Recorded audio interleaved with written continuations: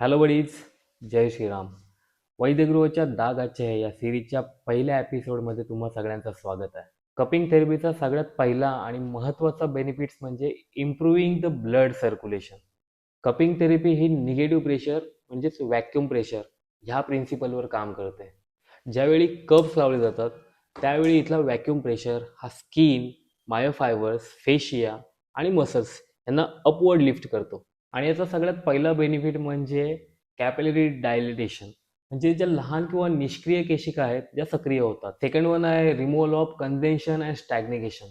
Basically आपल्या pen एरियामधला जो साठलेलं रक्त असतं त्याच्यामध्ये घाण द्रव्य साठलेलं असतात किंवा ब्लड फ्लो रिस्ट्रिक्ट झाला असतो तो इम्प्रूव्ह होतो.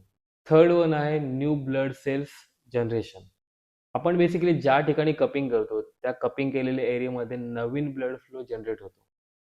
फोर्थ वन आहे expand the compress blood vessels. ज्यावेळी मसल लिफ्टअप होतात त्यावेळी त्याच्या खालील रक्तवाहिन्या आहेत त्यांच्यावरचं कॉम्प्रेशन कमी होतं आणि त्या रक्तवाहिन्या मोकळ्या होतात. ह्या सिरीजच्या पुढच्या एपिसोडमध्ये आपण कपिंगचे आणखी काही बेनिफिट्स बघणार आहोत. So stay tune.